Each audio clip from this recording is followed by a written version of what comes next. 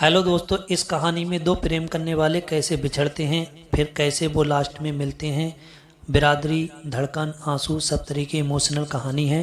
कहानी को बहुत ध्यान से सुनना भी, और कहानी अच्छी लगे वीडियो को लाइक और चैनल को सब्सक्राइब करें। कहानी स्टार्ट करते हैं।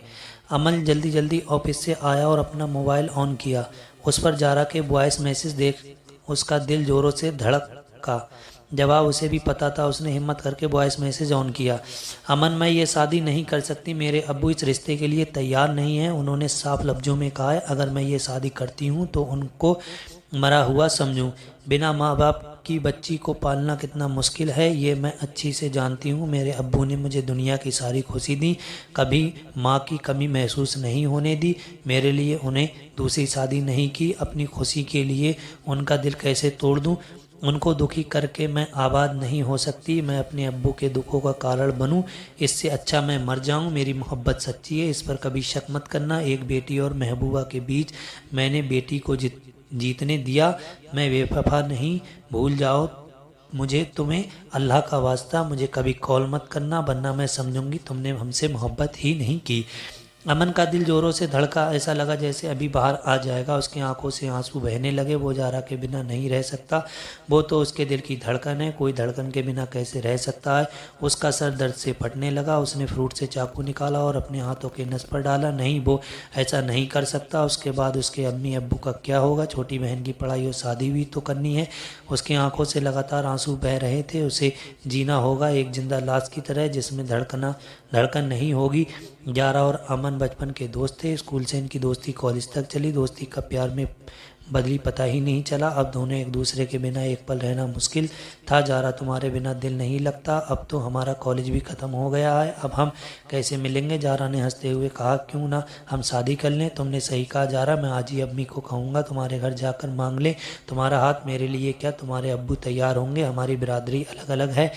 अमन, तुम टेंशन मत लो, एक अच्छा जॉब ढूंढो, उसके बाद भेज देना अपनी अम्मी को मेरा हाथ मांगने। मेरे अम्मी मुझसे बहुत प्यार करती हैं, वो कभी मना नहीं करेंगी। जारा बेटा, यह बात एक माँ पूछती है, पर हम आपके माँ और बाप दोनों हैं। क्या आपने लड़के की फ़ोटो नहीं देखी। नहीं अब्बू, अगर आपको पसंद है तो मुझे भी जो आपको अच्छा लगे।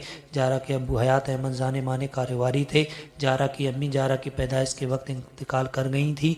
तब से उन्होंने जारा की परवरिश अकेले की और दूसरी शादी नहीं की। जारा की शादी तय हो गई।